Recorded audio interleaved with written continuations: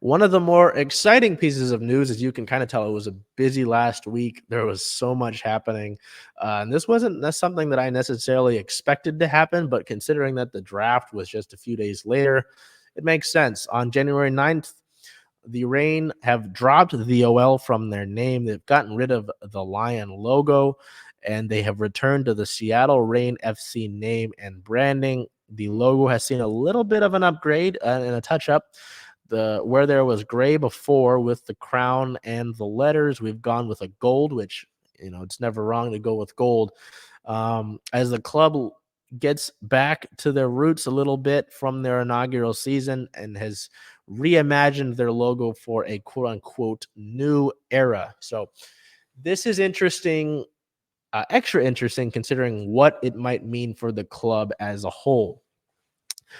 Does this mean that the sale of the club from Olympique Lyon is closing or really close? Obviously, with the draft, I'm sure that the league wanted the Reign to have their proper branding set up, wanted to have the right logo set up just in case. And it made sense to debut it right ahead of the draft, keep some positive momentum going. It'll be interesting to see how the sale continues to play out. The NWSL has not released the league schedule quite yet. We haven't had media day yet with the Reign. So, with the Sounders season starting up soon, the Reign are on a similar sort of timeline. They'll get into training camp here within the next few weeks, I imagine. So that'll be interesting to see. So I have to imagine that the sale is pretty close to becoming official. That's not quite yet, but really great to see the new branding going back to the Seattle Reign FC name, and with one of the best crests, if not the best, in the entire National Women's Soccer League. So the positive news kept going 2 days later when it was announced that the club had extended forward Bethany Balcer through the 2025 season. She had previously had a deal that lasted through the 2024 season with an option through 25, but the club decided to go ahead and ensure that Balcer would be with the club throughout the next 2 seasons. Balcer, who joined the club back in 2019 as an undrafted free agent, becomes the first NAIA player, to sign a contract in the NWSL. Entering her 6th year with the Reign now, Balcer has the 5th most regular season appearances and 4th most goals in club history, and she's one of only 2 players in the entire league with 6+ goals every season since 2019. She has led the club in scoring every year since she came into the league back in 2019 when she also won Rookie of the Year. Balcer has led the club, as I mentioned, in goals every season of her career, and she is the 3rd longest tenured player in the club right now, behind OGs Lou Barnes and Jess Fishlock, which is kind of crazy to think about, how much turnover this roster has had over the past few years. So a well-earned contract extension, one of the most consistent players season in and season out, let alone game in and game out, leading the league in aerial goals. Just a player that could be wearing the captain's armband once the 2 OGs move on from their playing careers. So excellent move there to ensure that Balcer will be with the club throughout the next 2 seasons. I just spoke a little bit on this, with the rebrand, what it could mean for the team. Will the sale be close? On the 12th, the day of the NWSL draft, which we'll talk about obviously next, League Commissioner Jessica Berman had a quote regarding the sale. Quote, "It is our hope and expectation that it will be closing in the short term and imminent future. When we have something to share, we will. But if we're still actively working on it and optimistic, it will be soon." Essentially, that sounds like everything that we've heard for months about the sale. The only thing that makes me believe that this would be different is the fact that there is the new branding. It kind of seems like something that ahead of the season needed to be done. So it gives me some hope that that's the news. And you drop the OL, you drop the Lion, so there's no real affiliation there. It seems like one of the steps towards finalization, towards an actual sale. So again, that quote really doesn't give you much information. It isn't much different than what we've been hearing for months. But with the action, with the reality of what's been happening with the club the last few days, you feel a little bit better going forward, even if that quote's just kind of wishy-washy. So we go to the draft itself, and the Reign came into the draft this year only having 2 picks.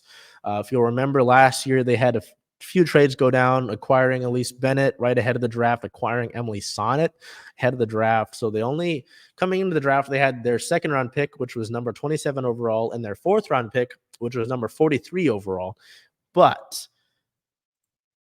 the club had traded up into the 17th overall pick and selected midfielder Samantha Meza out of UNC. The club sent $125,000 in allocation money to the Chicago Red Stars and ended up getting the 3rd pick of the 2nd round, the 17th overall pick. Meza is an exciting pick. As she had her senior season, was a really strong success. Mac Herman Trophy watch list, all ACC 2nd team, totaling 7 goals and 10 assists throughout her 72 appearances in her club career. I know that Laura Harvey was really excited about it. We'll talk about Harvey's comments in a second. But you look at Meza, an interesting quote here from her coach.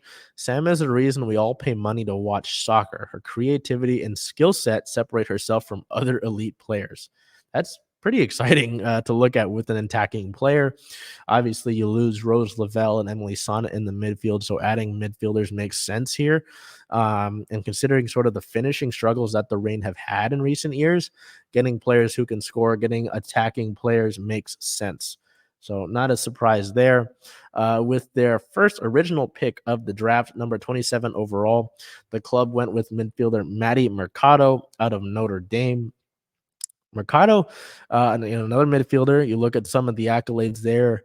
The interesting thing here is the U.S. U19 women's national team experience there. So there's already some national team experience, which is good to see. The Reign have had more than a few players with the national team throughout the course of the year. Obviously, they're a little bit older, but still notable there.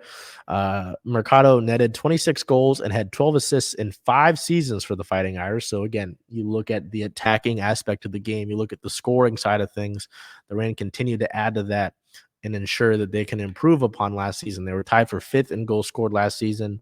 And you look at the expected goals, the Reign should have been higher than where they were at. With their last pick of the draft, their 3rd in total, round 4, pick 43 overall, they went with defender McKenna Carr out of St. Mary's College of California. McKenna has some history here in Seattle already. She spent 3 seasons with the University of Washington. She was listed as a forward back then, interestingly enough. Her hometown is Newcastle, Washington. So I just talked about how the attacking experience was there with Meza, with Mercado. The Reign go differently here with Carr. She started all 15 of her appearances with the Gales and finished with 1 goal and 2 assists. Had some injury history from 19 to 22 due to knee injuries. Suffered a tough one with UW. Interesting quote from Reign general manager Leslie Galmore. McKenna can play all 4 corners of the field. She had a terrible injury at Washington after I left, and she worked hard to get to where she is. All 4 corners of the field is interesting. You look at some of the players on the Reign's back line, more so Phoebe McLaren. Phoebe can slot to all 4 spots on the back line. So looking for that versatility there defensively. It'll be interesting to see how McKenna Carr slots into things. But really happy with what the Reign have done in previous drafts. You look at Shea Holmes this past year, who really stood out in the Challenge Cup during the international break. In the World Cup and such. And look at 2 years ago with Olivia Von der Yacht out of the University of Washington. So the draft doesn't always mean you're going to be a guaranteed star. It doesn't mean there's no definites with the draft, I'll say. So be interesting to see how those players join camp. And again, when we get news of the sale and when we get news of an actual schedule for the Reign. So